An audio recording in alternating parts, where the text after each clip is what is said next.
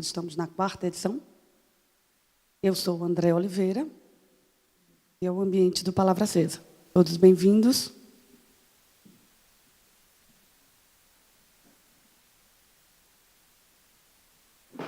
A gente vive um momento no país em que o conhecimento e o livro são armas perigosas. Perigosas porque são armas que nos dão liberdade. E nosso país, infelizmente, hoje vive um momento em que a liberdade está sendo ameaçada. E esse programa nasceu desse desejo de nos posicionarmos com amor ao livro, e essa é a nossa ferramenta, a nossa arma. Todo mundo aqui conhece o Tinder? Vocês sabiam que existe o Tinder dos livros? É isso mesmo.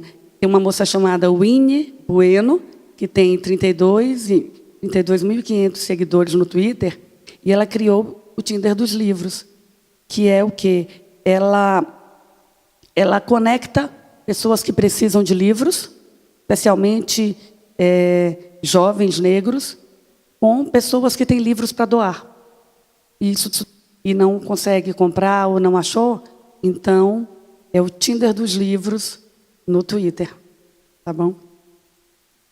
Bom, e agora, sem mais delongas, ele foi presidente da Associação dos Juízes Federais do Brasil, secretário-geral do Conselho Nacional de Justiça, foi deputado federal entre 2007 e 2011, é professor de Direito Constitucional e mestre em Direito Público pela Federal do Pernambuco, é o governador do Estado do Maranhão em seu 2º mandato.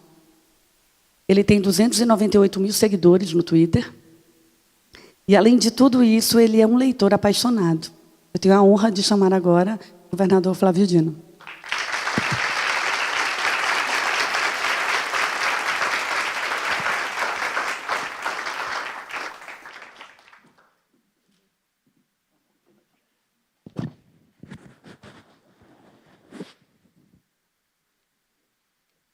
Seja muito. Uma alegria estar aqui. Quero cumprimentar você, Andréia, toda a equipe do Palavra Acesa, e o Sistema Fé Comércio, também notadamente o SESC, e cumprimentar todos que aqui estão e todos que vão nos acompanhar pela internet. É uma grande alegria estar aqui. Eu sempre tive vontade de perguntar isso para o senhor, governador, porque é uma pergunta que normalmente fazem as mulheres. Mas como o senhor é um homem de grandes papéis, né, múltiplas funções, como é que o senhor consegue conciliar a função de ser o governador de um estado e hoje uma liderança no país em favor da democracia e do conhecimento com o papel de pai, marido, né? E também de um grande leitor que todos os dias encontra um tempo para ler? Como é que o senhor consegue conciliar tudo isso? São múltiplos papéis, sempre desafiadores. É claro que em cada momento da vida, do ano, do mês, da semana, do dia, há uma ênfase maior ou menor a um ou a outro papel. E eu sempre procuro cotejar e dosar esses múltiplos papéis, de modo a ter equilíbrio na vida. Às vezes não é tão simples, porque as demandas são gigantescas, como nós sabemos, principalmente na hora presente, pelos fatores que você mesmo sublinhou. Mas eu sempre procuro dividir meu tempo com muita disciplina. Acho que a palavra-chave é essa. Desde muito criança, mas bem criança mesmo, eu sempre fui muito disciplinado, muito rigoroso comigo mesmo e, portanto, com o planejamento que eu faço da minha vida. Então, eu realmente nunca paro. E talvez seja esse o principal fator. Então, se eu tenho um tempo reservado, como eu tenho para os meus filhos desde sempre, normalmente o domingo é isto. Muito raramente eu faço atividades públicas, políticas, enfim, no domingo.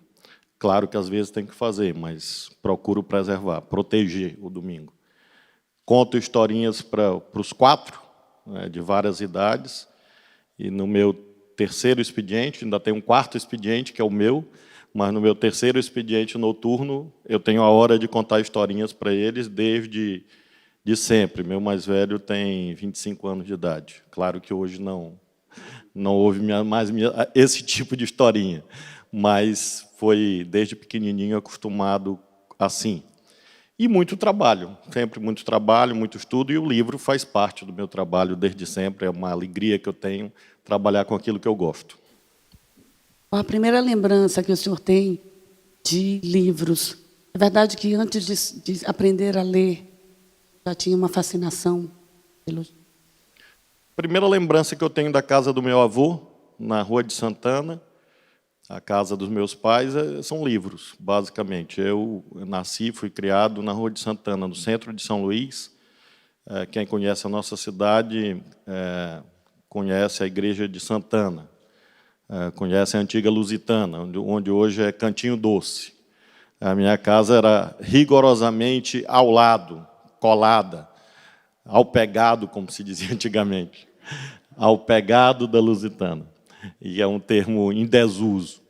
E ali eu fui criado e vivi minha infância, minha adolescência, numa casa muito pequena, realmente pequena. Meu avô e minha avó moravam embaixo, e em cima morávamos nós, meu pai, minha mãe, meus irmãos e minha avó materna.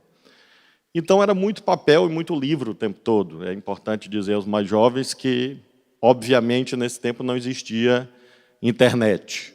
Então, tudo era meio físico. Então, meu pai lia, marcava, enfim, o que seria uma sala de estar, uma pequena sala de estar, que era ao mesmo tempo o escritório do meu pai, que era ao mesmo tempo sala de televisão, tudo junto, e era cercada de livro e papel. Então, as minhas primeiras imagens assim de infância, com 4 anos, que eu me lembro, 3, 4 anos, é isso. E quando eu descia as escadas, que era onde o meu avô ficava, também uns livros lindos, fascinantes, que infelizmente se perderam com o tempo.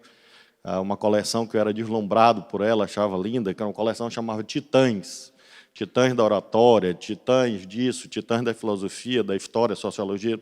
Tudo isso, infelizmente, se perdeu. Mas eram livros bonitos, de capa dura. Então, são as imagens da minha infância. E, ao mesmo tempo, portanto, sempre com essa onipresença, eu diria, do livro e tudo. E havia uma circunstância, que aí acabou fazendo o casamento, é que, na calçada do Cantinho Doce, da então Lusitana, havia um vendedor de revistas, que é fundamental para a minha vida, chamado João. João é uma personalidade na minha vida, porque, além de vender revista em quadrinhos, ele vendia livros, né? A coleção da Abril, por exemplo. Então, ali foram minhas primeiras leituras, na banca do João, que é um personagem que, naturalmente, decorridos quase 50 anos, eu não sei exatamente onde se encontra, mas é uma pessoa que, juntando o ambiente doméstico com a banca do João, se formou um leitor. O que o jovem Flávio lia? Bom, criança, eu lembro dessa coleção da Abril, né? Ela é muito marcante na minha vida, porque tinha um livro chamado Beleza Negra, 7, 8 anos, Sem Família, uma versão mais sintética de Dom Quixote. Enfim, era uma coleção da Abril, não sei se foi reeditada depois, espero que tenha sido. E nós tínhamos essa coleção. Então, até ali os 10 anos, era mais ou menos o que eu li. Depois, a partir dos 11, já muda um pouco a feição da leitura, porque aí começam a entrar um pouco clássicos, né? Clássicos da literatura brasileira, 11, 12, 13, nessa faixa etária. Que aí entra José Montello, entra Jorge Amado, entra muito fortemente Zé Alencar, Machado de Assis, que eram um pouco as indicações do meu pai, né? Meu pai era muito rigoroso com isso. A única coisa que ele cobrava era que nós estudássemos e lêssemos, né? Então, ele também me dava muito livro, tudo. Então, mais ou menos por aí que foi a minha formação. E, a partir dos 14, 15, aí veio o bichinho da política, que aí as minhas leituras foram na direção mais da política, durante muito tempo, depois do direito, depois voltaram para a política, e hoje eu estou numa fase mais de literatura mesmo, depois eu explico o porquê. Mas é mais ou menos por fases, né, ao longo da vida, mas sempre lendo, o tempo inteiro. O senhor estudou no colégio católico, Colégio Maristas, tradicional Colégio Maristas, que hoje cedia o IEMA, né, o Instituto, um projeto muito bacana, e o senhor sempre cita a Bíblia seus discursos, né, nas suas entrevistas. E esse interesse pela Bíblia, pelo que ela tem de fé e de literatura. Eu queria que o senhor falasse um pouquinho sobre isso. É um livro que percorre a minha vida inteira, porque minha avó muito religiosa, minha avó materna, que morava conosco, e, ao mesmo tempo, havia essa influência da escola, né? A escola viveu um momento, assim, TED também viveu isso, e outros que estão por aqui. Vivemos um período de muita efervescência, de curiosidade, de crítica, de pensamento. Luciana é um pouco mais jovem. Em torno dessas temáticas sociais vistas sob perspectiva da igreja, né? Nós vivemos o eco de um movimento de renovação da Igreja Católica muito forte, que resulta até hoje no Papa Francisco, mas liderado pela corrente que coordenou o Concílio Vaticano II, depois a Conferência de Medellín e a Conferência de Puebla, que são momentos de afirmação de um conceito de religiosidade muito calcada na chamada opção preferencial pelos pobres. Então, essa era a mensagem dominante da minha formação religiosa nos anos 80, 70, mas basicamente anos 80. E isso influenciou, portanto, nesse interesse que eu mantenho até hoje. Mantenho muito vivamente. Primeiro, porque tenho fé, e segundo, porque admiro muito a elevada construção literária da Bíblia. São realmente passagens admiráveis, né? São milênios de construção literária de enorme qualidade. Eu agora, recentemente, li o livro de Neemias, e é realmente impressionante. Neemias era um governador, e é um governador que empreendeu uma grande obra sob muitas críticas e no momento de dificuldades. Então, ao mesmo tempo, por simetria, é claro que eu não sou ele, mas por simetria serve assim de um digamos, um modelo, né, de quem ousou enfrentar dificuldades e enfrentar uma era de perplexidade, de pessimismo, de desorientação, de medo, como, infelizmente, nós vivemos hoje. Então, e é um livro muito bem construído, muito bem urdido. Eu gosto muito do livro de João, é meu evangelista predileto, né? Porque começa do primeiro capítulo, no princípio era o verbo, no princípio era a palavra. Então, é realmente um livro muito impactante, independentemente das opções e das crenças de um ou outro, mas é um livro que eu recomendo muito vivamente. Nós trouxemos aqui uma Bíblia em sua homenagem, também trouxemos o Manifesto Comunista. E eu percebo que em muitas entrevistas que eu já acompanhei... Eu quero só esclarecer que um tem tudo a ver com o outro, né? É exatamente disso que eu quero falar. Porque as pessoas costumam apontar uma contradição. O senhor sempre coloca essa confluência dessas duas obras. Sim, certamente, porque é claro que são épocas diferentes, são paradigmas diferentes, mas o que há de subjacente, o material que constrói ambas as narrativas é o mesmo, a busca de justiça social. Mesmo os livros do Antigo Testamento, em que há passagens muito questionáveis sobre os padrões, sobre a perspectiva dos padrões culturais contemporâneos, obviamente, afinal são milênios de distância, mas havia de modo muito forte, mesmo no Antigo Testamento, ou seja, no regime da chamada Antiga Aliança, uma perspectiva de justiça social. Isso é muito nítido no livro do Êxodo, quando cai maná do céu. E aí acontece, cai maná e as pessoas pegam seus cestos e o mais forte consegue pegar mais maná do que os mais fracos. E o que a Bíblia diz? Que ao final do dia, não importasse a sua força física de recolher alimentos que caíam do céu, maná, nessa construção, mas ao final do dia, a quantidade de maná no cesto de cada um era rigorosamente igual. Isso está na Bíblia, no livro do Êxodo. E quando se vai para a nova aliança, o sistema baseado na busca do amor e da igualdade, que Jesus Cristo pregou, aí mesmo que é mais nítido essa perspectiva de justiça social, de cuidado com aqueles que menos têm. Então, realmente, quando nós olhamos, obviamente, o manifesto é uma outra visão de mundo, é uma outra organização literária, evidentemente. É um outro estilo, mas, ao mesmo tempo, de modo subjacente, se busca um sistema de organização social em que seja possível que nós não nos transformemos numa espécie de selva hobbesiana, do Thomas Hobbes, de guerra de todos contra todos, lei do mais forte. Então, as religiões, essas religiões chamadas abraâmicas, né, que são as religiões oriundas de Abraão, que são essas grandes religiões monoteístas, elas têm esse traço em comum. E, portanto, eu sempre faço essa conjugação, rompendo, inclusive, preconceitos dessa vulgata política, segundo a qual, necessariamente, todo filiado a um partido comunista teria que ser ateu.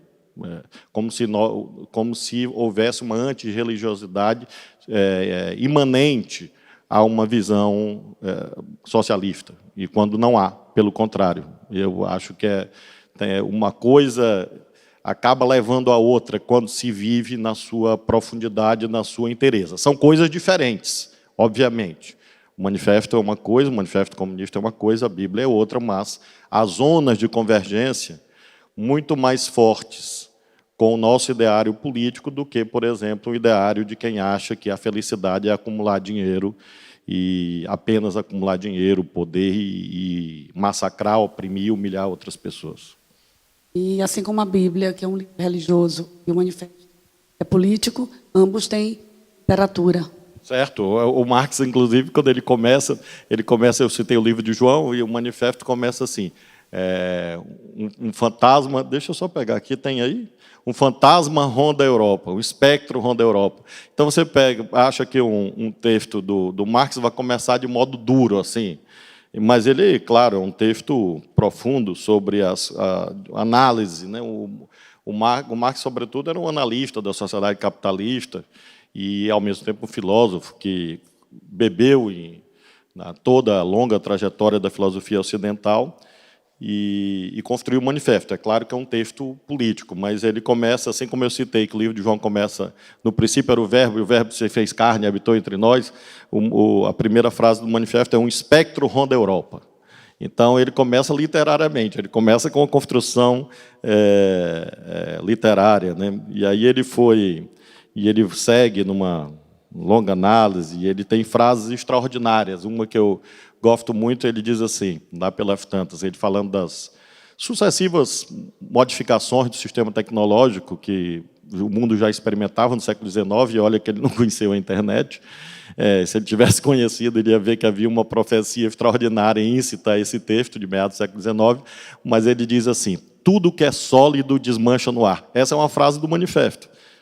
Imagine que ele não conhecia o mundo virtual. Né? Se ele conhecesse o Tinder, aí mesmo que ele ia ver que, de fato, tudo se dissolve no ar, neste caso, porque o que é, senão, esse mundo da virtualização, em que, às vezes, até os contatos humanos mais primários, como o amor, o romance, o olhar, o toque, o sentimento, acabam se dissolvendo numa plataforma tecnológica. Né? O Marx, nesse sentido, foi, de modo contra-utópico, terrivelmente profético, né, nessa frase. Mas é uma frase de uma construção literária muito forte. Né? Tudo que é sólido desmancha no ar. E eu fico olhando as coisas, essa descartabilidade, essa fragmentação, e vejo que ele tinha, infelizmente, nesse aspecto, imensa razão. O senhor lê vários livros ao mesmo tempo? Sempre vários livros ao mesmo tempo, porque eu sou muito intenso e, ao mesmo tempo, muito demandado. Né? Eu tenho muita intensidade comigo mesmo e, ao mesmo tempo, muita intensidade nas demandas sobre mim. Então, eu sempre estou lendo uma coisa e outra, porque, às vezes, eu estou lendo uma coisa por opção, por gosto, por desejo, e, ao mesmo tempo, eu tenho que ler. Fora os documentos oficiais, que eu leio todos os dias, milhares de papéis, de ofícios, etc., de relatórios, centenas, mas, ao mesmo tempo, eu tenho que dar uma palestra, por exemplo, sobre um tema X, eu tenho que me preparar sobre a palestra, eu tenho que falar sobre um tema, vou dar uma entrevista. Então, eu sempre estou lidando com vários livros ao mesmo tempo. E, nesse momento? Nesse momento, eu terminei de ler um livro do Tolstói, chamado A Morte de Ivan Ilitch, um texto muito bonito. Antes eu li Judas, de Amos Oz, que é um extraordinário sobre o conflito milenar, né, entre judeus e palestinos. Enfim, o livro se situa no momento de construção do Estado de Israel, nos anos 40 do século XX. A Morte de Ivan Ilitch é um texto, obviamente, russo. E antes eu li Laurentino Gomes, Escravidão, li Desigualdade de Eduardo Moreira, e li muitas coisas. Nesse momento eu estou lendo um pouco sobre federalismo, que eu ia dar uma palestra, não deu muito certo, mas por problemas de agenda meu, eu ia falar sobre forma federativa de Estado, eu estava atualizando uma leitura sobre federalismo, e uma coisa mais jurídica, assim, do direito e tal. Voltei a ler Leonardo Padura, porque eu gosto muito dele. Ele tem um livro extraordinário chamado O Homem que Amava os Cachorros. É um livro muito interessante, muito forte, construído numa técnica muito apurada, né, de construção da narrativa, do uso dos tempos literários, e, ao mesmo tempo, uma temática muito importante para mim, que foi período de enfrentamento no campo socialista, no século XX, e acaba chegando à morte do Trotsky, né, que está enterrado no México. E depois eu li dele Os Hereges, e agora eu estou lendo um livro dele, de uma ficção, uma espécie de romance policial chamado Adeus Hammer.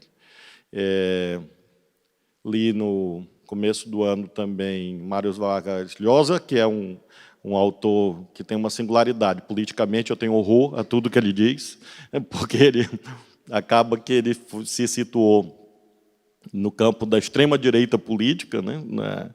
Mas é um autor extraordinário, vencedor de prêmio Nobel. Eu li um livro dele quando eu era bem jovem, que depois ele rejeitou o livro, ele repugnou, rejeitou, enfim, repeliu o livro, a autoria do livro, nunca mais foi reeditado. E eu perdi, infelizmente, esse livro, alguém ficou, que acontece também, e é chamada História de Maíta. Maíta era uma espécie de um líder político da APRA, Ação Popular Revolucionária Andina, que era um partido político, é um partido político peruano. E aí esse livro marcou muito. Aí depois ele militou na política, acabou se alinhando a um campo político bem diferente do meu, né, daquilo que eu acredito, e eu fiquei muitos anos assim com raiva dele.